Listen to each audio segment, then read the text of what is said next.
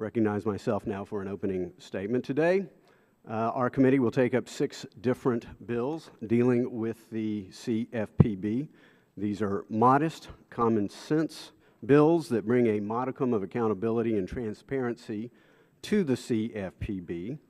We know that this is an agency that was designed to be unique, if not perhaps rogue. It is an agency like no other. Arguably, it is the single most powerful and least accountable federal agency in the history of our nation. Number one, the CFPB is effectively unaccountable to Congress since it is exempted from Congressional budgetary and appropriations process. Unlike many other agencies, there is thus no check to ensure the CFPB director is spending the people's money effectively to promote consumer protection, much less effectively in a time of runaway debt and deficits. Not even the agency from which the CFPB obtains its funding, the Fed, has oversight over the CFPB's director's spending. The CFPB is unaccountable to the executive branch. The director, once appointed and confirmed, can only be removed by the president for cause. Neither can the nation's chief executive enforce spending discipline on the Bureau because it is not subject to the Office of Management and Budget, nor does the CFPB have their own inspector general.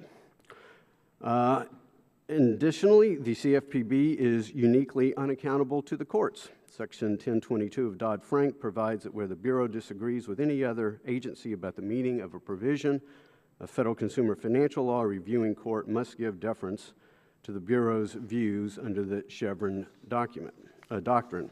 Finally, in many respects, the CFPB is uniquely unaccountable even to itself, since there is fundamentally no it, no they, only a he. There's no commission, only one omnipotent director, fundamentally accountable to no one. Combined with this breathtaking lack of accountability is a grant of power under Dodd-Frank to the CFPB director that is unilateral, unbridled, and unparalleled. The director can unilaterally declare virtually any financial product or service as unfair or abusive, at which point Americans will be denied that product or service even if they need it, want it, understand it, and can afford it. I think this sounds vaguely familiar to the American people. As our president recently told us, if you like your health insurance, you can keep it. That was not true. The president did not level with the American people. Practically every day, I hear from another one of my constituents, like the Smith family in Terrell, Texas, who wrote, "Since Obama took office, the rates on this policy have more than doubled. Knowing what was to come, we were reluctant to find other health insurance, so we paid the premiums. Now we have a cancellation notice, terminates the coverage for our family." I hear from the Asher family in Dallas. The Texas risk pool is closing. I received their letter on October 12th. Normally, I would manage risk by buying a catastrophic policy, high deductible, but these are illegal under the Affordable Care Act for my age group.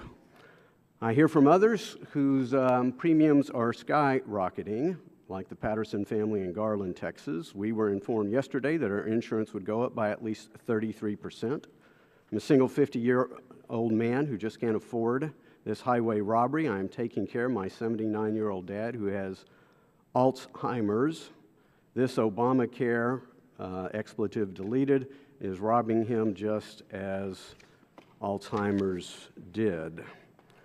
All of this in the name of consumer protection from an administration who has justified their brazen and unfair practices by stating that in their view, that if these plans were canceled because they were quote-unquote substandard or quote-unquote not true insurance.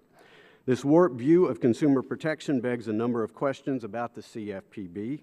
If you like your credit card and its rewards program, can you keep it? If you like your free checking account, can you keep it? If you like your mortgage, can you keep it? For tens of millions, the answer is probably no once the CFPB's QM rule is fully implemented.